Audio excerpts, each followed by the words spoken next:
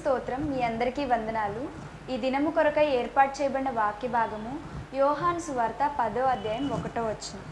గొర్రెల దొడ్డిలో ద్వారమున ప్రవేశింపక వేరొక మార్గమున ఎక్కువాడు దొంగయు దోచుకొనువాడునై ఉన్నాడు. ఆమేన్.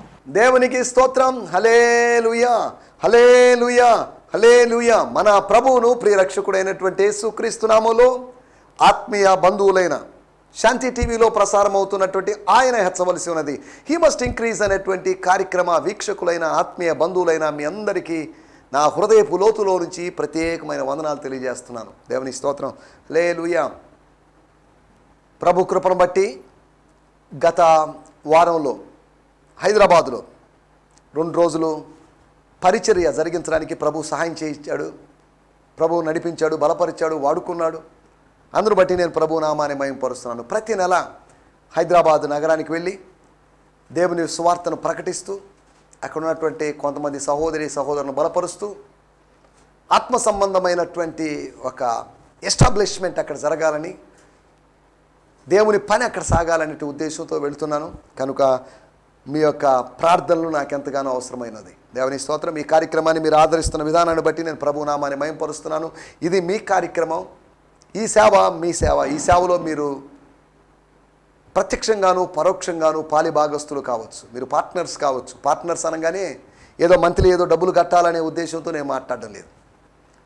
మీరు మంత్లీ కాదు, మీరు డైలీ స్పాన్సర్ చేయాలి. డైలీ అదేంటిది, అందరూ మంత్లీ స్పాన్సర్ చేయమని అడుగుతుంటే ఈయన డైలీ స్పాన్సర్ చేయమని అడుగుతున్నాడు. అవును, మీరు చేయాల్సిందే డైలీ స్పాన్సర్. మంత్లీ స్పాన్సర్ మాకొద్దు. డైలీ మీ ప్రార్థనను మీరు స్పాన్సర్ చేయాల్సినటువంటి అవసరత ఎంతైనా ఉంది. దేవుని స్తోత్రం.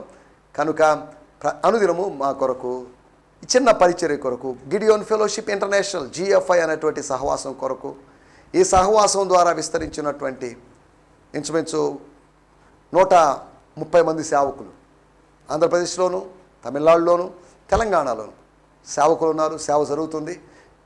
వీరిని దర్శించడానికి, వీరిని పలకరించడానికి నేను ఆయా సమయాల్లో వీళ్ళని కలుసుకుంటూ ఉంటాను.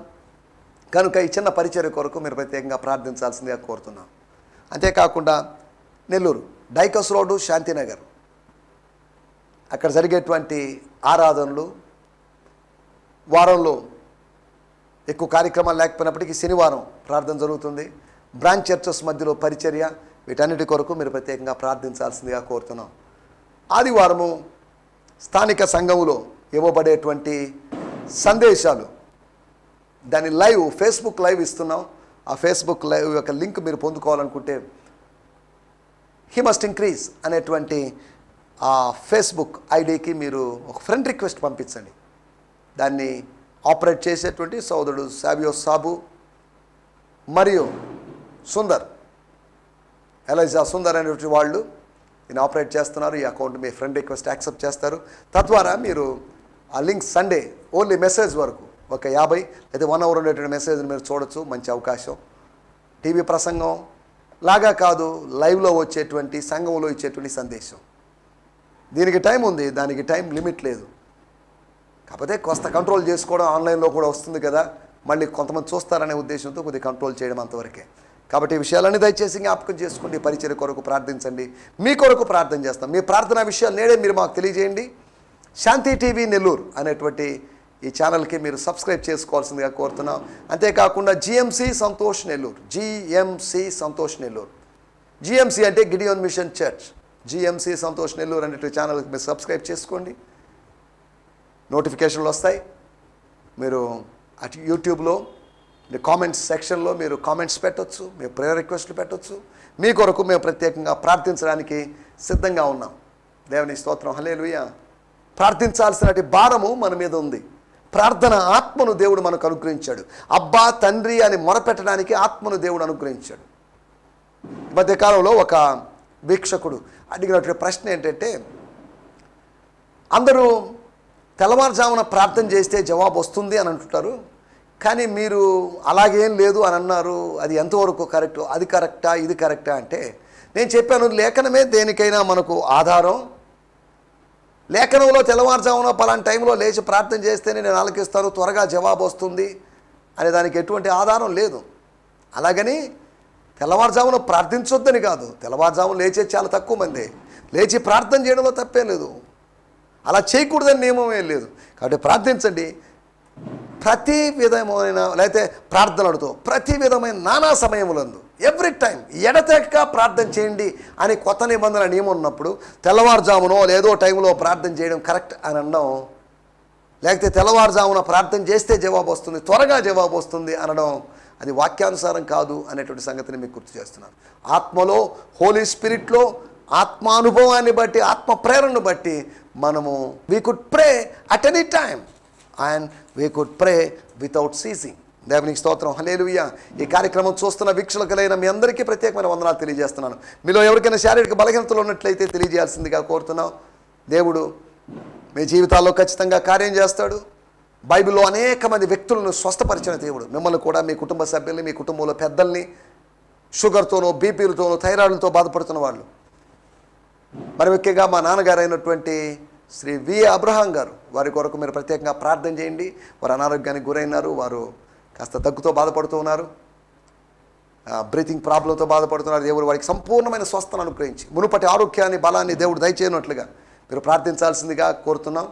అంతేకాకుండా నేను ఇంతకుముందు పనిచేసినటువంటి అల్థియా ఇండియా మిషన్ AIM అనేటువంటి సంస్థ యొక్క ప్రెసిడెంట్ గారైనటువంటి పాస్టర్ జార్జ్ థామస్ గారు, ఆయన నీలగిరి జిల్లా అనగా తమిళనాడు రాష్ట్రం ఊటీ దగ్గర ఉంటారు, గుడలూరు అనే ప్రదేశంలో ఉంటారు. వారు గత దినాల్లో కాస్త అనారోగ్యానికి గురయ్యారు. వారికి కొద్దిగా బ్రెయిన్లో ఓ చోట ఆ స్పీకింగ్కి సంబంధించినటువంటి, స్పీచ్కి సంబంధించినటువంటి నాలుకకు కనెక్ట్ అయినటువంటి ఆ నరం కొద్దిగా అక్కడ బ్లడ్ క్లాట్ కావడం వల్ల కాస్త మాట్లాడడానికి కూడా తడబడి ఇబ్బంది పడ్డారు.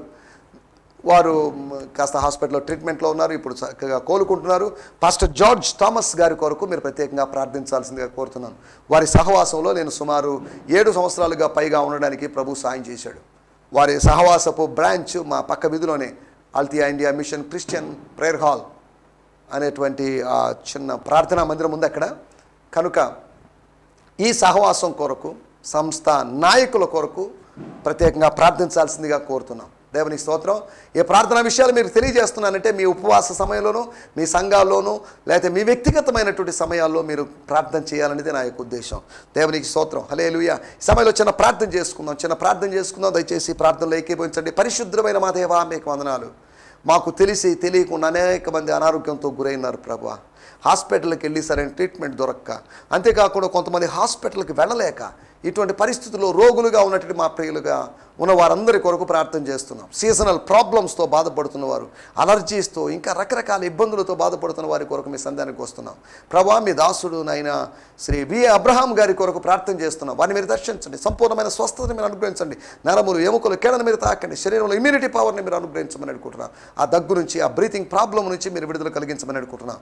అంతేకాకుండా అల్థియా ఇండియా మిషన్ AIM సంస్థ ప్రెసిడెంట్ గారైనటువంటి పాస్టర్ జార్జ్ థామస్ గారి కొరకు ప్రార్థన చేస్తున్నాం.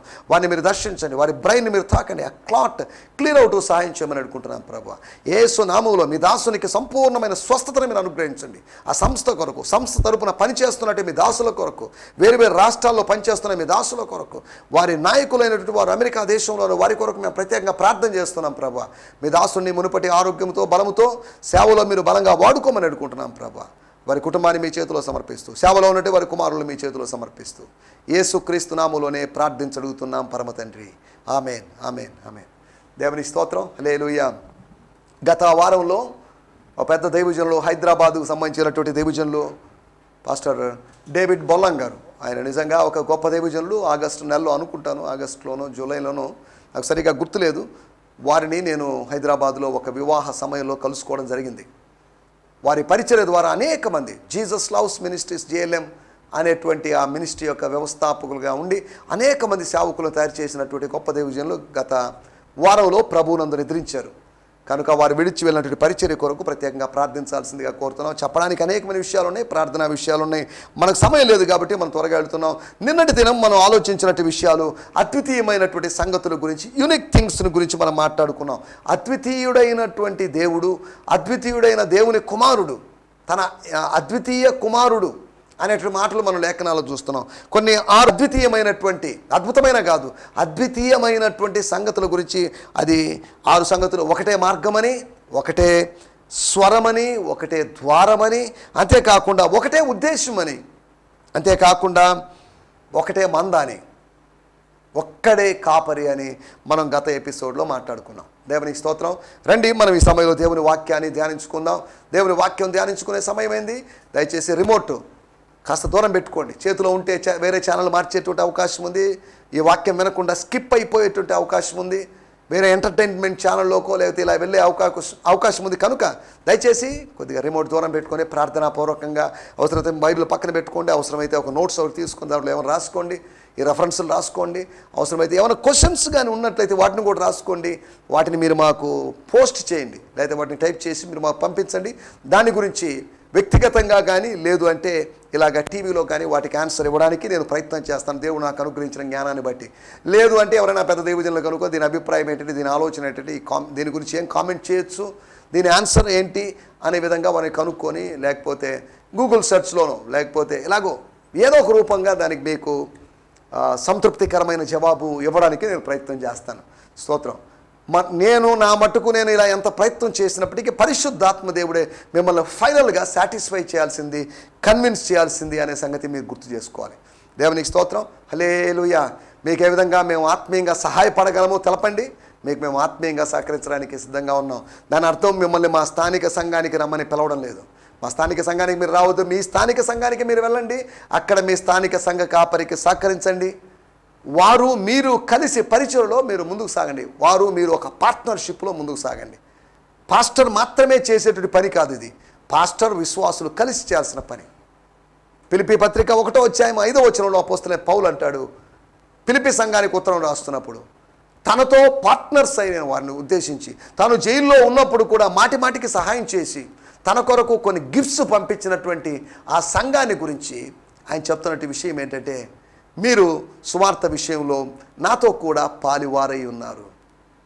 మీ స్థానిక సంఘ కాపరితో సువార్త పరిచయ విషయంలో, సువార్త విస్తరింపజేసే విషయంలో, దేవుని రాజ్యాన్ని కట్టేటువంటి విషయంలో మీరు సహకారులుగా ఉండాల్సిందిగా మిమ్మల్ని ప్రేమపూర్వకంగా కోరుతున్నాం.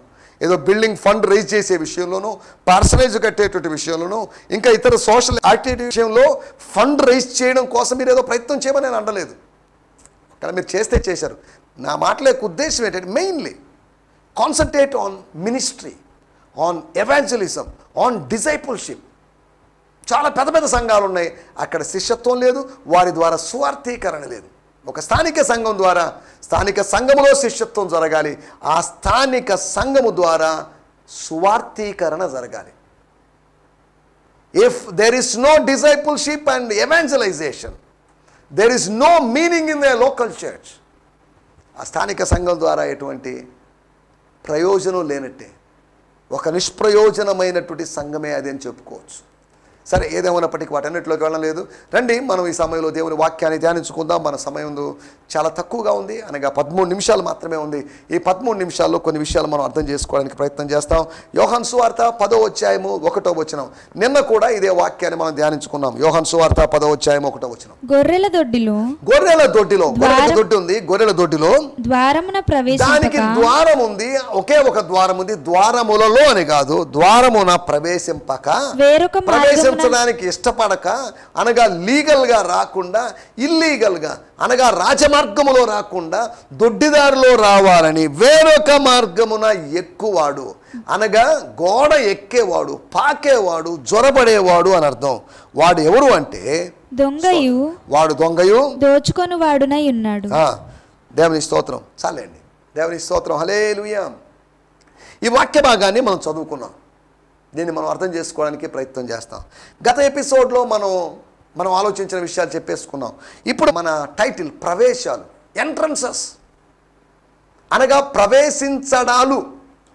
ప్రవేశాలు అంటే ప్రవేశించడాలు. ఒక 4 ప్రవేశాల గురించి మీకు జ్ఞాపకం చేస్తాను. ఇక్కడ ఒక ప్రవేశం యొక్క ప్రస్తావన ఉంది. దొడ్డిలో ద్వారము ద్వారా కాకుండా గొర్రెలు ఎక్కడ గోడ దెక్కి దూకిపోవడం లేదు, ద్వారపాలకుడు వెళ్ళడం లేదు, కాపరి వెళ్ళడం లేదు. కానీ గొర్రెలు, కాపరి, ద్వారపాలకుడు కానీ ఒకడో లేదా ఒకరో, దొంగ లేదా దొంగలు, వీళ్ళు ఏం చేస్తున్నారంటే మత్తయి సువార్త 13వ అధ్యాయంలో ఉన్నట్లుగా అందరూ నిద్రిస్తుండగా, అనగా అందరూ మత్తులై ఉన్నప్పుడు, అందరు నిద్రపోతున్న టైంలో, అర్ధరాత్రి సమయంలో, మెలకువను కోల్పోయి మత్తులుగా ఉన్న సమయంలో, అలసి సొలసిపోయినట్టు దేహాలకు విశ్రాంతినిస్తున్నట్టు సమయంలో ఎక్కడో ఏదో విత్తాడని కాదు, కరెక్ట్గా గోధుమలు విత్తబడ్డాయి, గోధుమల పక్కనే గురుగులు విత్తాడు. చూడండి ఎంత తెలివిగా చేశాడు ఈ పని. గోధుమల పక్కనే గురుగులు విత్తాడు. ఈ విషయం తర్వాత రోజు ఉదయాన్నే అర్థం కాలేదు, కొన్ని రోజులకు అర్థమైంది. గోధుమల పక్కనేంటి, ఏది గోధుమ ఏది గురుగు అనేటువంటి విషయం కన్ఫ్యూషన్లో పడిపోయిన పరిస్థితి. గోధుమ లాంటి గురుగులు నాటాడు. విషపు బీజాలు నాటడంలో అపవాది సమర్థుడైన వాడు. అపవాది అనుచరులైన కొంతమంది విషపు బీజాలు చల్లుతుంటారు, విషపు చూపు చూస్తుంటారు, విషపు ఆలోచనలు చేస్తుంటారు. ఇతరుల విషయంలో జోక్యం చేసుకోకూడదు మనం. కానీ కొంతమంది ఎంతసేపటికి ఇతరుల విషయాల్లో జోక్యం చేసుకోవడమే పనిగా పెట్టుకున్నారు. విచారకరమైన విషయం. దారిన పోయేటువంటి కుక్క చెవులు పట్టుకోవడం వల్ల మనకు సమస్య, మనం కరిపించుకునే అవకాశం ఉంది. తనది కానీ జగడము విషయంలో రేగువాడు. నీ పనేదో నువ్వు చూసుకో, డూ యువర్ బిజినెస్. అది దేవుని వాక్యంలో రాయబడింది. అయ్యా పేతురు, యోహాను గురించి నీకెందుకయ్యా బాబు? యేసుప్రభువే స్వయంగా యోహాను సువార్త 21వ అధ్యాయంలో చెప్పిన మాట. Why you are worrying about John? Don't worry about John, worry about yourself. నీ గురించి నువ్వు ఆలోచించి, నువ్వు అంటే ఆందోళన చెందమని కాదు, నీ గురించి నువ్వు consider yourself, not about John. John నా రొమ్మున ఆనుకొని కూర్చున్నాడు, వాస్తవమే నాతో సన్నిహితంగా ఉన్నాడు, వాస్తవమే నేను వెళ్ళిపోతున్నాను, అతను దిగులు పడవచ్చు, అతను మీ అందరికన్నా ఎక్కువ మిస్ కావచ్చు. కానీ బట్ డూ యువర్ బిజినెస్. నీకు ఒక బిజినెస్ ఉంది. నువ్వు నన్ను ప్రేమిస్తున్నావా అని అడిగి నీకు బాధ్యత చెప్పాను, నేను రెస్పాన్సిబిలిటీ ఇచ్చాను. నా గొర్రెలను కాయము, నా గొర్రెలను మేపుము అనే రెస్పాన్సిబిలిటీ నీకు ఇచ్చాను కదా. ఆ రెస్పాన్సిబిలిటీ ఎలాగా, ఏంటి, ఎప్పుడు, ఎక్కడ, ఎలాగా అనేది ఆలోచించకుండా వీడి సంగతి ఏంటి, వాడి సంగతి ఏంటి, ఆమె సంగతి ఏంటి, ఆ పిల్ల సంగతి ఏంటి, ఆ పెద్దోళ్ళ సంగతి ఏంటి, అంకుల్ సంగతి, ఎందుకు ఇవన్నీ మనకు?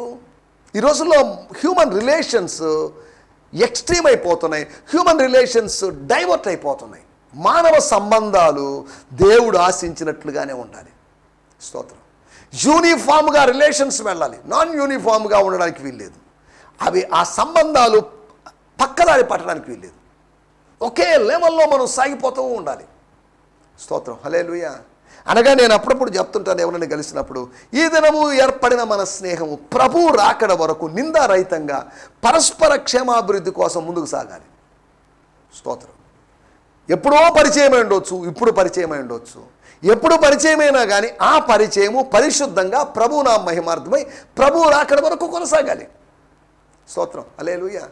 ఇది మన ఎయిమ్గా ఉండాలి. మానవ సంబంధాల్ని మెయింటైన్ చేసుకోవడం.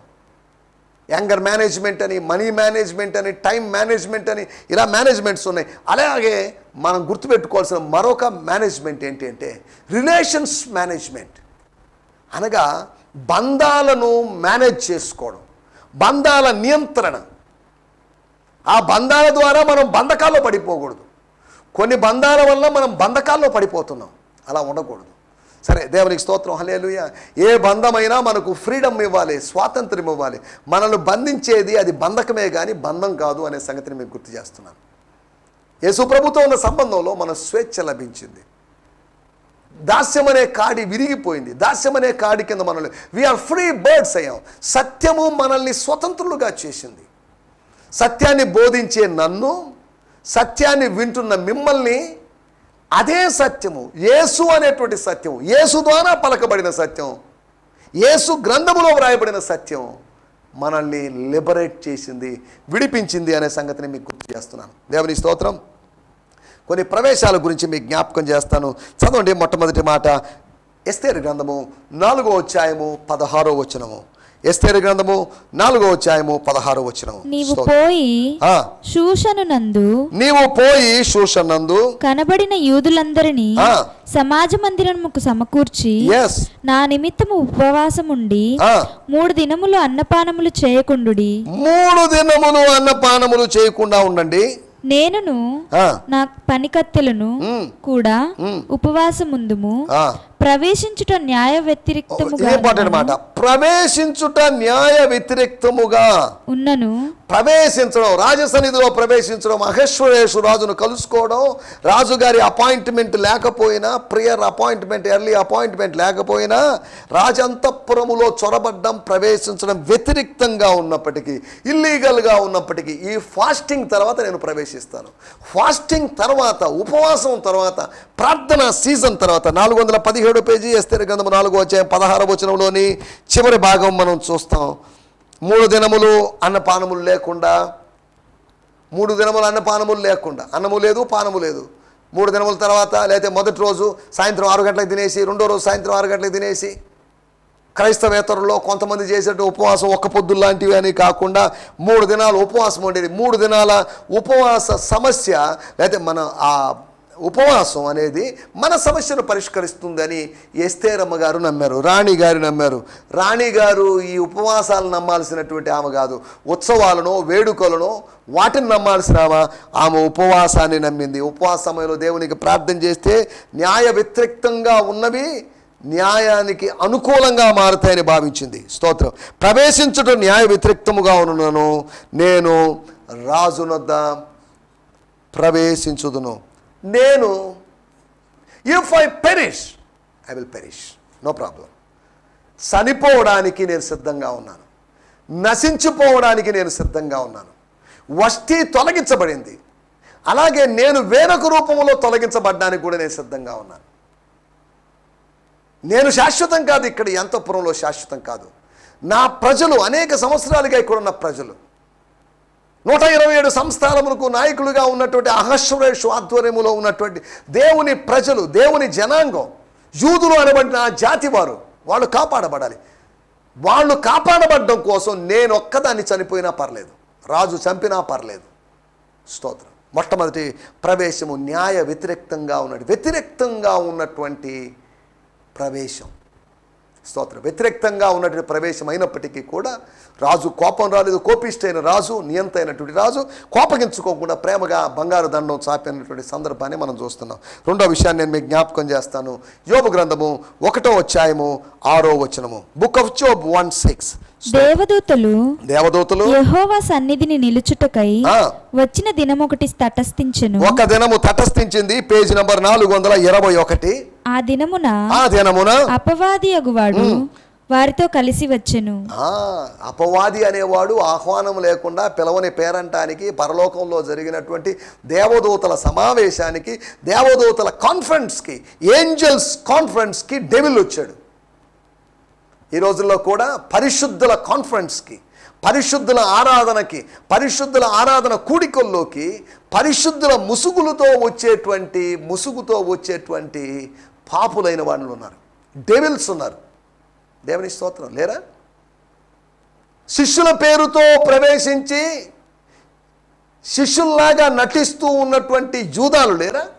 సరే, దేవుని స్తోత్రం. రెండో విషయము, వాడు ఎలా వచ్చాడు అక్కడికి అని ఆలోచిస్తే, వాడు వేషం వేసుకుని వచ్చాడు. ఏం వేషం?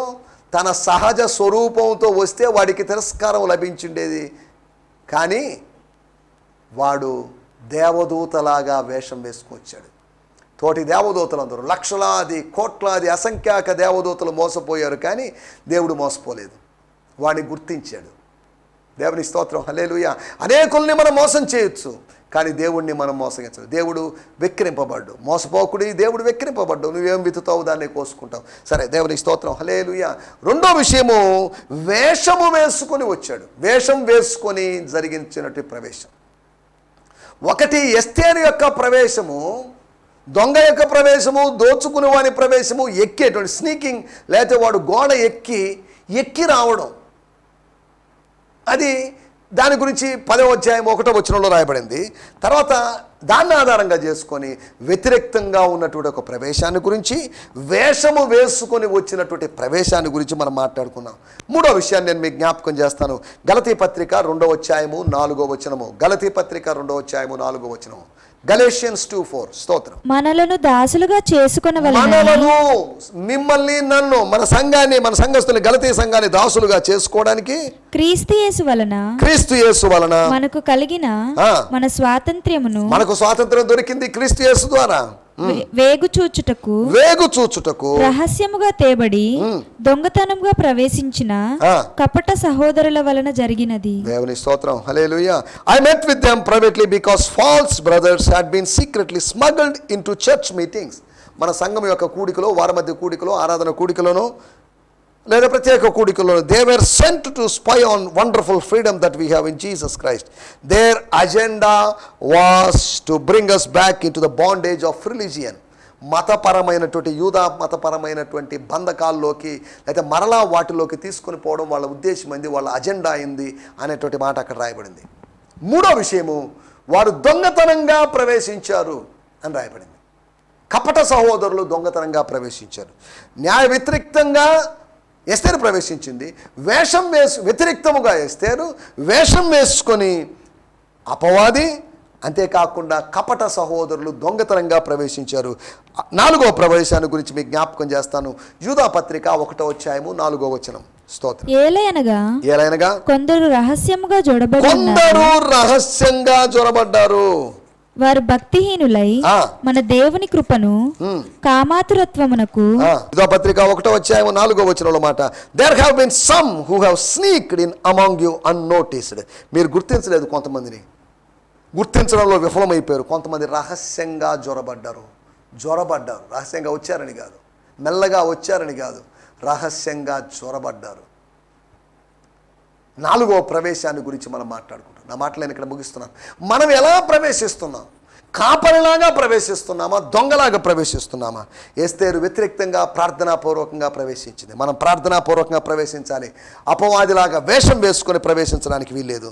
అంతేకాకుండా కపట సహోదరులు కాదు, సహోదరులాగా ఉన్నారు కానీ ఫాల్స్ బ్రదరన్, సహోదరులు, సో కాల్డ్ బ్రదర్.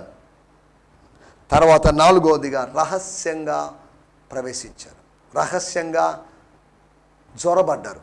ఒక దేశపు సరిహద్దులో నుంచి మరొక దేశపు సరిహద్దులోకి రహస్యంగా జొరబడ్డట్టు. కాబట్టి మన ప్రవేశం ఎలాగుండాలంటే అథారిటీతో కూడుకున్నదిగా ఉండాలి, ఆథరైజ్డ్గా ఉండాలి, లీగల్గా ఉండాలి. అలాగే దేవరాజ్య ప్రవేశం చేయడానికి, మనం సేవల్లోనూ ఎక్కడికైనా అలా ప్రవేశించడానికి, ఆత్మ సంబంధమైన ప్రవేశం చేయడానికి ప్రభు మనందరికీ సహాయం చేయనుగాక. హల్లెలూయా. మీ అందరికీ వందనాలు. ప్రభు చిత్తమైతే రేపు ఉదయకాలం ఇదే సమయంలో ఇదే ఛానల్లో కలుసుకుందాం. హల్లెలూయా. స్తోత్రం. ఈ సందేశము మీకు ఆశీర్వాదకరంగా ఉందని నమ్ముచున్నాము. ప్రార్థనా అవసరతల కొరకు మమ్మల్ని సంప్రదించవలసిన మా చిరునామా గిద్యోన్ మిషన్ చర్చ్, 6వ వీధి, శాంతినగర్, నెల్లూరు 4, ఆంధ్రప్రదేశ్. పిన్ 524004. మా ఫోన్ నంబర్లు 7036443613 మరి ఒక నంబర్ 9392293010. మా ఈమెయిల్ ఐడి gfihmi2015@gmail.com. దేవుడు మిమ్మును ఆశీర్వదించునుగాక. ఆమేన్.